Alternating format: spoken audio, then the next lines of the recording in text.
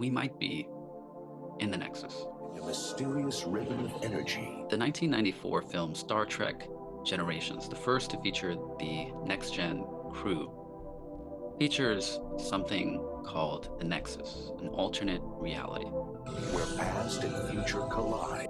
The main villain, Dr. Soran, attempts to regain access into the special world. Guinan calls this place, or rather she describes it, as being wrapped up in joy. Now, Picard fails to stop Soran and gets trapped inside the Nexus.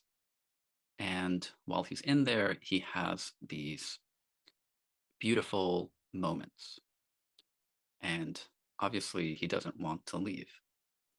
The purpose of the Nexus, after all, is to ensure your happiness. However, inside the Nexus, he interacts with what's described as an echo of Guinan, who was previously inside of the Nexus. And she convinces him that he must leave the Nexus to stop Soran. And in order to do so, he needs the help of another captain. I know someone. James T. Kirk.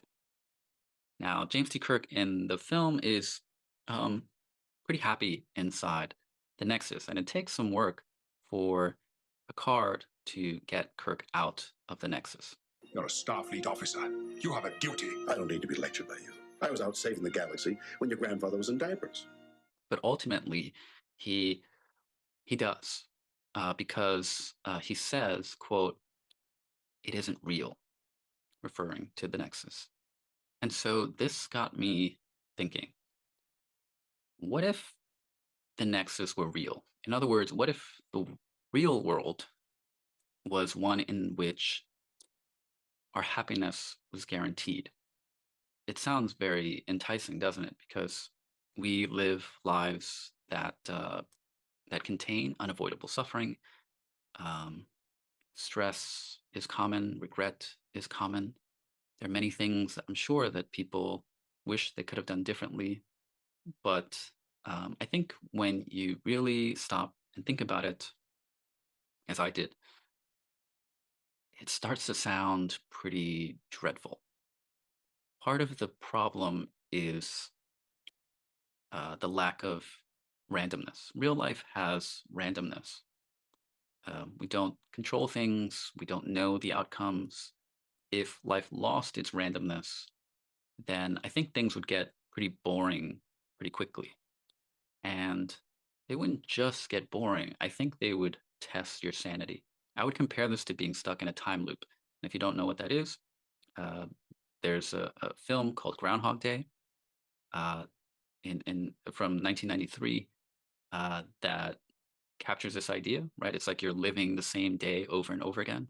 I'm reliving the same day over and over. There's also a franchise that I enjoyed a lot watching on TV, actually, and that's Stargate SG-1, and they have an episode exploring this concept called Window of Opportunity. It's a great episode. SG-1 isn't for everyone, but I really like that episode. Bonzo, no longer in possession of one's faculties, 3 fries short of a happy meal. Wacko!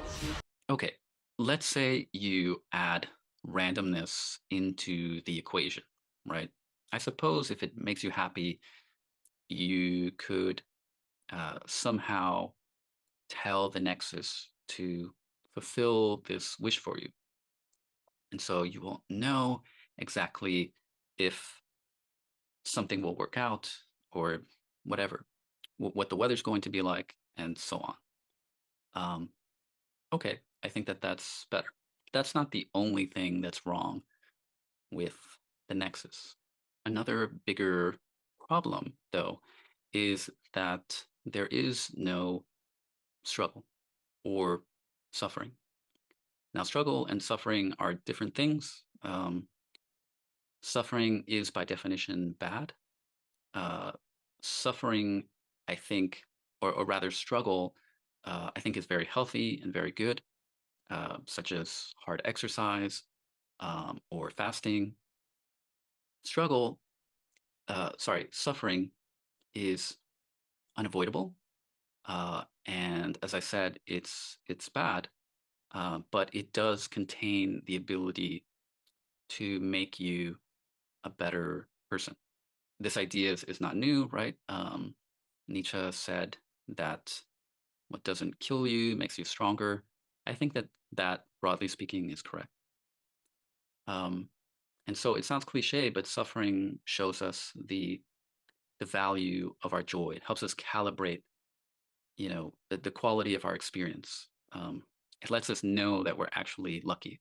And sometimes I think about the example of the stereotype, right? The stereotype of um, rich kids being spoiled, not appreciating things. And it's because they're not really struggling and everything is sort of given to them. And I think that we value things that we work hard for, you know? Hypothetically, if the Nexus makes you happy, if that's the goal, then it should give you that, right? The movie didn't show this. Really, it was idealized versions of reality, mostly based on dreams. And so, yeah, maybe there is like a random element, and maybe there is some struggle, sort of, in not really knowing um, exactly, what you're going to do. Kirk seemed to be just fine. Um, anyway, I don't think it was a deep philosophical look at what such a reality would do to people. It was kind of myopic in that it was a representation of um, just what we currently in our current frame, what we would want. But okay, let's say that the Nexus could have randomness and it could give you um, some struggle because it would sense that you want that. Better still, ultimately, there's a more important thing that um, that the Nexus is missing that makes the real world um, better. We are not the authors of our fate or the fate of others. We live in a free world. Now, I'm not going to get into a philosophical thing about determinism. I'm just going to, um, which is the idea that in some sense, um, there is no free will because the universe exists in such a way that all the prior causes um, lead to consequences that can be predetermined uh, if you were to look at the prior causes. And so, whatever it is that you end up doing in the future, or even in the next few minutes, the causes, if you go back far enough, are out of your control. Um, so, not talking about that. Just in general, I think we know what we mean when we say free will. What makes life worth living is agency, right? It's the idea that um, what we do matters, how we treat others matters, not just for us but for them, and that creates a sense of responsibility. Even the meaning we place on our lives matter. This is a point that Viktor Frankl made in his book Man's Search for Meaning. And fundamentally, because the goal of the Nexus is to make you happy, it it just doesn't have that. And I think that if we knew that the consequences of our actions wouldn't ultimately matter in terms of our happiness, then I think we would not care much about what choices we actually make. And that is a dreadful world.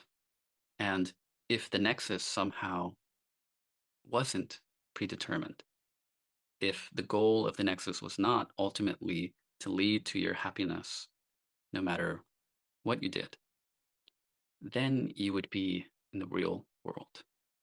And if the Nexus is supposed to be a better world, I think that congratulations, you live in the Nexus. Think about that the next time you have a painful memory. Thank you so much for watching this video. I'm Jim. I'm a writer, instructor. Sometimes I make content, sometimes I make podcasts. Links below to all of those things if you're interested. And please support this channel in any way that you can. I deeply value that, and that allows me to make more content. I will see you in the next one.